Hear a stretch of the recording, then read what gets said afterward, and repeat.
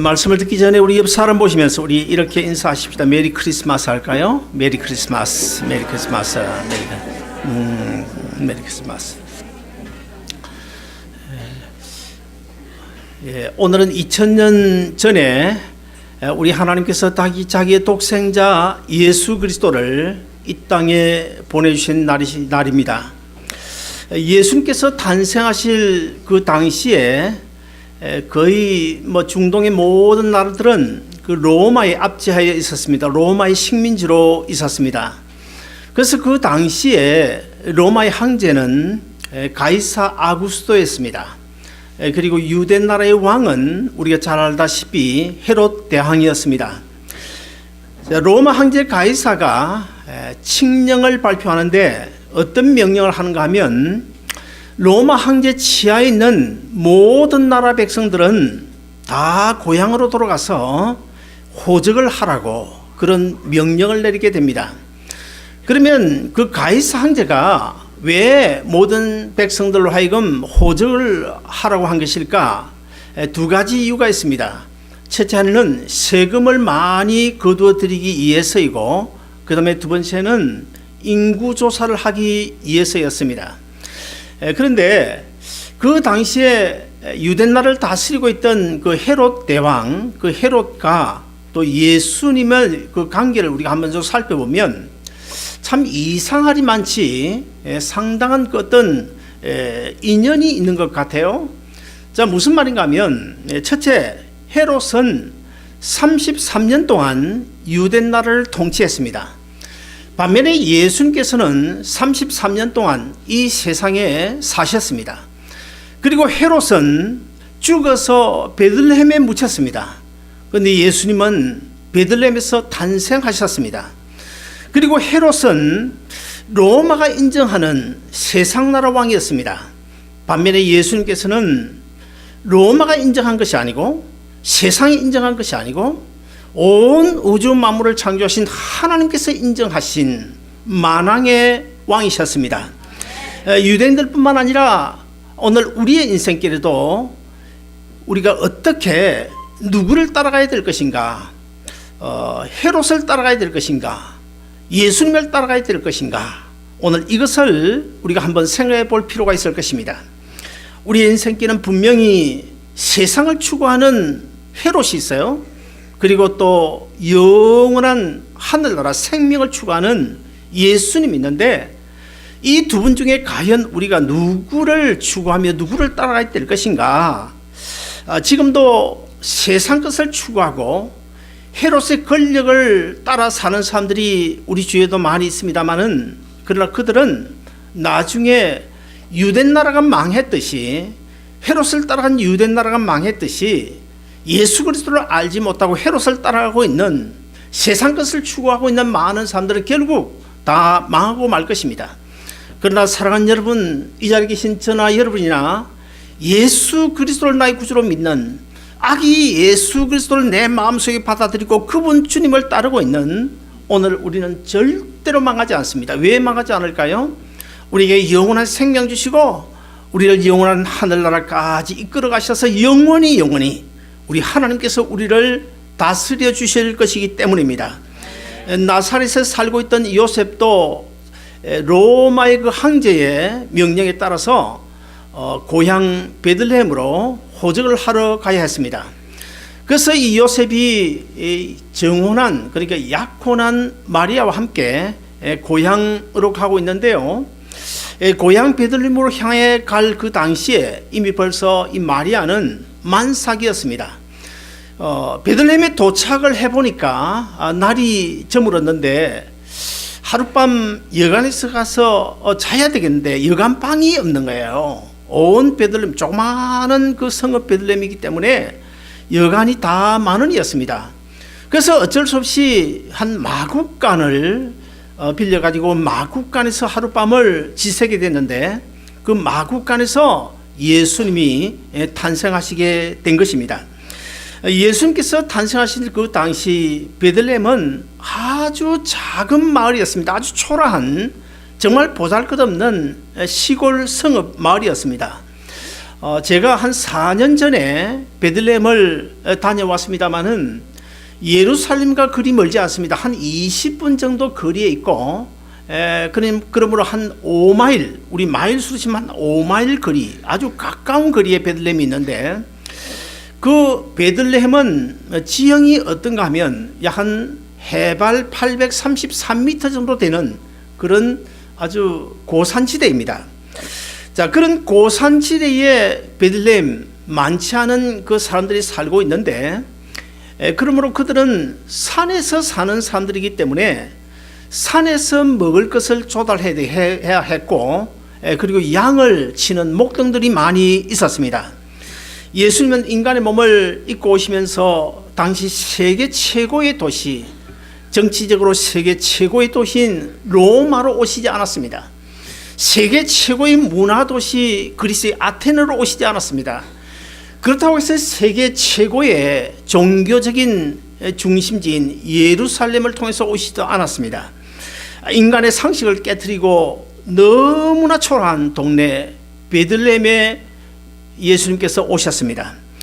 구약 성경 미가서 5장 2절을 보시면 베들레헴에서 메시아가 탄생하실 것을 예고하고 있는데, 우리 같이 미가서 5장 2절을 같이 읽어보실까요?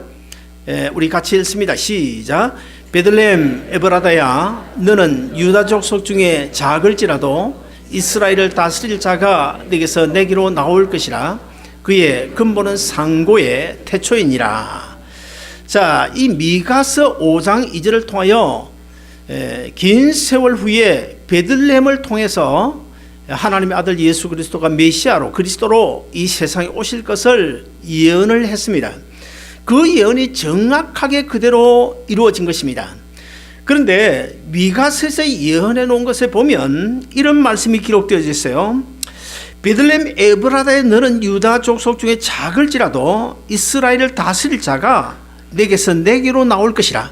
그의 근본은 상고의 태초이니라. 지금 우리가 가지고 있는 성경은 좀 다르게 번역하고 있습니다만은, 전에 우리가 가지고 있던 개역 성경에는 그의 근본은 상고의 태초이니라.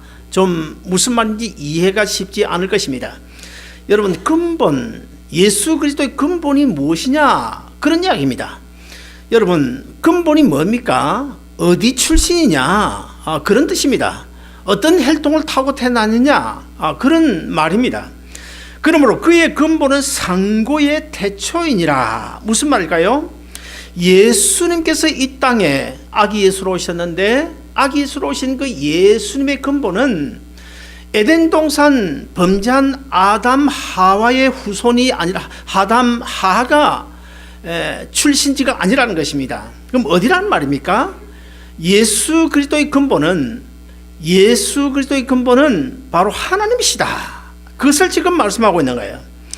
그러면 예수님께서 왜 다른 것도 아닌 아주 초라한 적은 도시 베들레헴에서 탄생하신 것일까? 거기에 대하여 우리는 성경 통해서 여러 가지로 생각할 수 있는데, 첫째는 예수님의 그 요셉의 족보, 그러니까 요셉의 조상인 다윗의 고향이 바로 베들레헴이기 때문에 베들레헴을 통하여 오셨다. 그렇게 성경은 말씀하고 있습니다. 그러나 그 외에도 예수님께서 베들레헴에 탄생하신 이유는 한 세 가지 중요한 영적인 의미를 가지고 있는데요. 여러분, 베들레헴의 뜻이 뭘까요? 베들레헴은 두 가지 뜻이 있습니다. 첫째는 떡집이다, 그런 뜻입니다. 물레방아 떡집이 아니고 떡집이다, 그런 뜻이 있는데, 또 다른 하나의 뜻이 있는데 그것은 싸움의 집이다, 그런 뜻입니다. 그러므로 예수님께서 베들레헴에 탄생하신 것은 첫째, 생명의 떡이 되어주시기 위하여 떡집인 베들레헴에 오셨다, 그런 이야기고요. 그 다음에 두 번째는 제가 지난 금요일 저녁에 이사야서 61장 1절부터 3절을 가지고 설교를 했는데요. 이사야서 61장 그 1절 이하에 나오는 대로 거기 보면 예수님께서 이 땅에 오신 것은 가난한 자를 위하여 오셨다. 그 가난한 자가 누구냐? 마음이 상한 자다, 포로되어 갇힌 자다, 그리고 슬퍼 위로를 받아야 될 자다, 그렇게 말씀드렸습니다. 그러므로 예수님께서 이 땅에 마음이 상하고 포로되어 갇힌 자를 자유케 해주기 위하여, 그리고 낮고 천한, 그리고 또 예수님께서 아주 천한 그런 사람들을 위하여 이 세상에 오셨기 때문에 그 당시로 봐서는 가장 천한 지역, 양이나 치면서 산에서 나는 그런 풀이나 뜯어먹고 사는 그 베들레헴에 오셨다, 그렇게 우리가 해석을 할 수 있고요. 그 다음에 마지막 세 번째로는 제가 언젠가 성탄 설교에서 이런 말씀을 드렸습니다. 예수님께서 이 땅에 탄생하신 그 탄생 소식을 누구에게 가장 먼저 전했을까? 베들레헴에서 양치던 목자들이다, 그렇게 제가 말씀을 드렸습니다. 근데 어떤 사람들은 양치는 목자가 아니고 동방의 박사들이다, 그렇게 주장하는 분도 있어요. 근데 여러분, 자, 어떤 면에서는 동방의 박사들이 예수님의 탄생 소식을 먼저 들었다고 볼 수도 있습니다. 왜냐하면 베들레헴에서 양치던 그 목자들에게는 예수님께서 탄생하신 그 밤에 하늘의 천사가 나타나서 그 목자들에게 전해주셨어요. 그런데 동방의 박사들은 벌써 1년 전에 벌써 예수님께서 탄생하실 것이라는 사실을 알았습니다.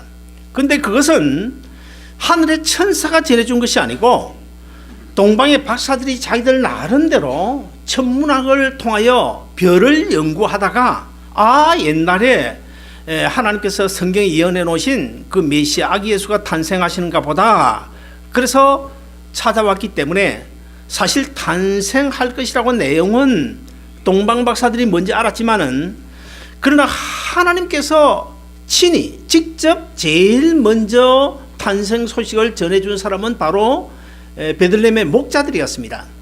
그러면 왜 목자들에게 제일 먼저 그 탄생 소식을 전했을까? 이것을 제가 이스라엘 역사를 거슬러 올라가 가지고 제가 설명을 드린 바가 있는데요.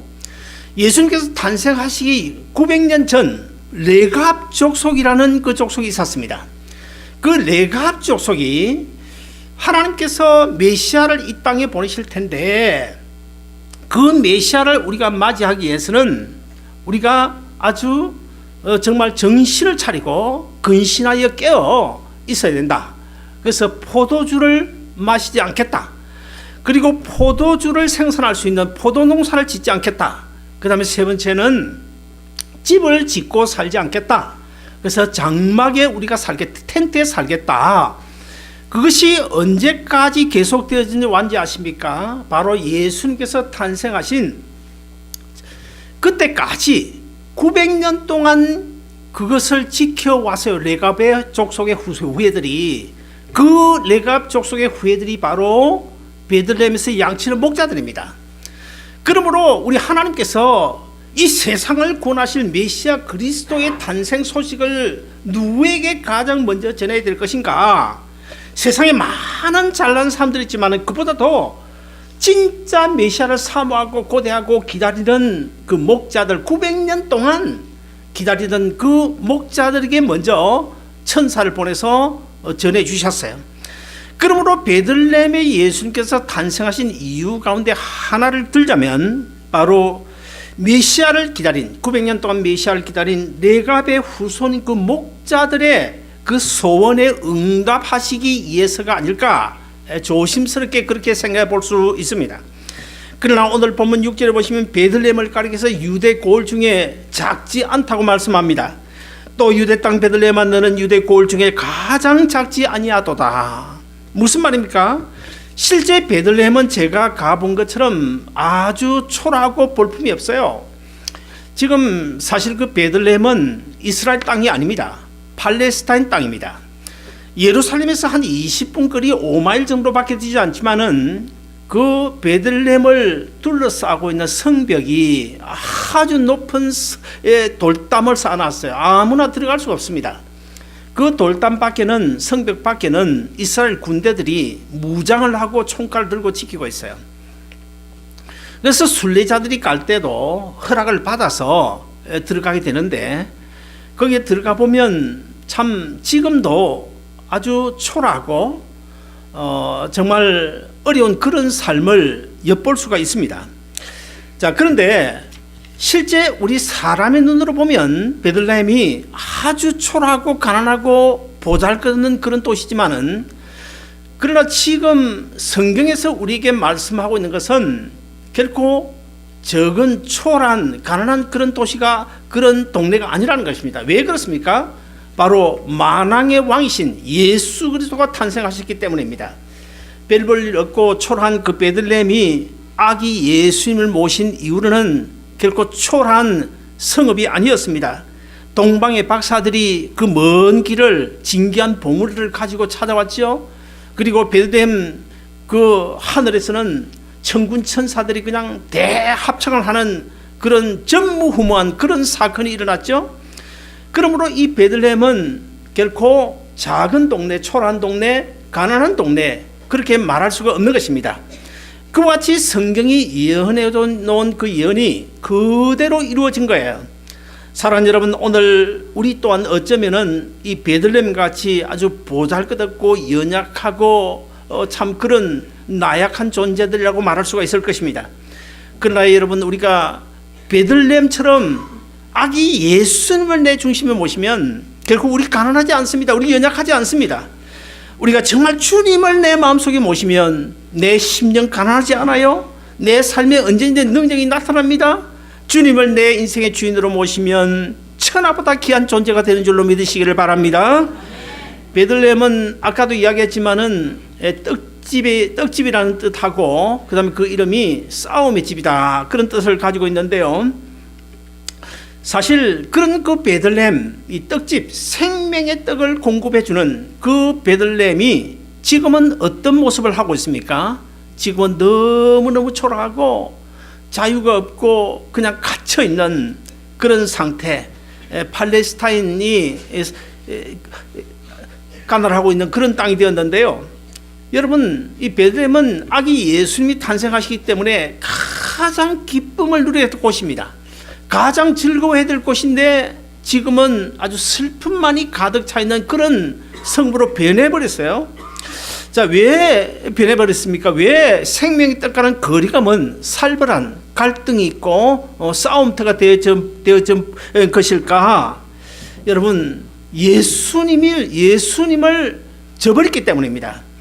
사랑하는 여러분, 오늘 우리도 예수님 저버리면 베들레헴처럼, 처음에 예수님 모실 때는 작은 동네가 아니었는데 정말 전 세계에서 누구도 흠모하는 아름다운 정말 그런 곳이었는데, 예수님을 저버리니까 어떻게 됐습니까? 아주 사람 살지 못할 그런 동네가 된 것처럼 오늘 우리도 예수님이 떠나버리면 내 심령은 삭막한 심령이 될 수밖에 없습니다.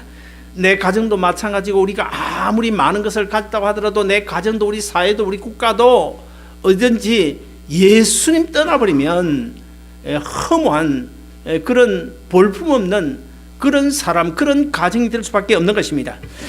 지난 전주에 여러분도 보셨는지 모르겠지만은 영국 주재 그 영사로 있던 북한의 그 영사죠, 영사 태영호 씨라고, 이분이 이제 조사를 다 받고 지난 주간에 드디어 이제 자유로운 몸이 돼 가지고 대한민국의 시민권자로 처음으로 이제 셀폰을 개통하고 뭐 이렇게 이제 우리와 똑같이 이제 살아가게 되는데요.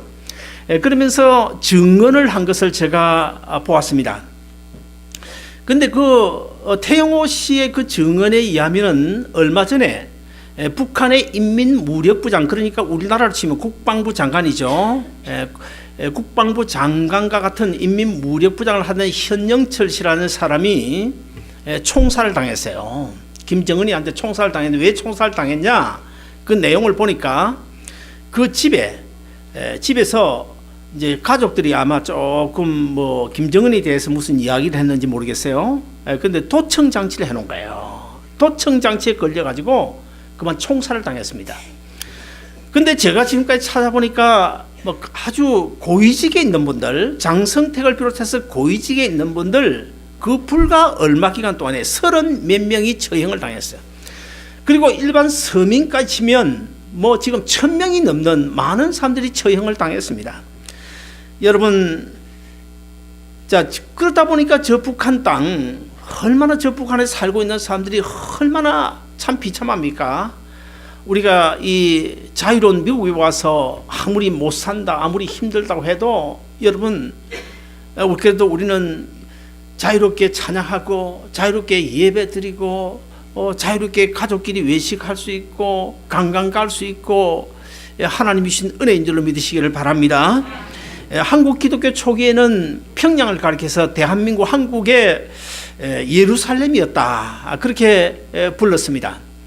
여러분, 그래서 그때 이제 한국의 예루살렘이라고 불리던 그때 북한은요 어느 정도인가 하면 전도자들이 목사님들이 가는 곳곳마다 정말 성령의 능력이 그냥 불릴듯이 일어났어요. 복음의 능력이 나타나고 성령님이 얼마나 크게 역사인지 몰라요. 근데 여러분, 그런 그 북한 땅, 예루살렘이라고 불렀던 그 북한 땅이 지금 왜 저렇게 된 것입니까? 바로 예수님을 저버렸기 때문입니다. 예수님 저버렸기 때문에. 우리 가정도 여러분 절대로 우리가 예수님 떠나면 잘 살 수가 없어요. 그래서 제가 내년, 그러니까 새해에 표를, 우리 교회 표를 뭐라고 정해야 할까 그렇게 생각하다가 하나님을 가까이 하는 삶, 이런 표를 정했는데요. 왜 그런 표를 정했는가 하면 우리가 여러 가지 나름대로의 기도의 제목과 소원을 가지고 있지 않습니까? 우리가 그러나 정말 하나님을 가까이 하기만 하면, 정말 베들레헴처럼 목자들처럼 메시아를 사모하기만 하면 그 나머지 모든 문제는 걱정할 필요 없어요. 다 해결돼요. 왜 해결됩니까? 로마서 8장 32절에 보면 그렇게 약속하고 있잖아요. 자기 아들을 십자가에 내어주시니까 어찌 그 아들과 함께 너희의 필요한 그 세상적인 잡다한 그런 것 내가 어떻게 주지 않겠느냐 약속해놨잖아요. 우리가 주님만 모시면, 하나님만 가까이 하는 그런 삶을 살면 나머지 문제, 건강 문제요, 걱정하지 마세요. 삶의 문제 걱정하지 마시고 자녀 문제도 걱정하지 마세요. 걱정하지 마세요. 우리가 정말 주님만 모시면 걱정 없습니다. 사랑하는 여러분, 주 2016년 성탄주의를 맞이하여 우리 모두 아기 예수로 오신 그 주님 내 가슴에 품고 그 주님을 내 인생의 주인으로 삼아 주님이 원하시고 기뻐하시는 그 뜻을 따라 살아갈 때 하나님께서 여러분에게 임마누엘 은총, 성탄의 축복이 가득할 줄로 믿습니다. 이 시간에는 우리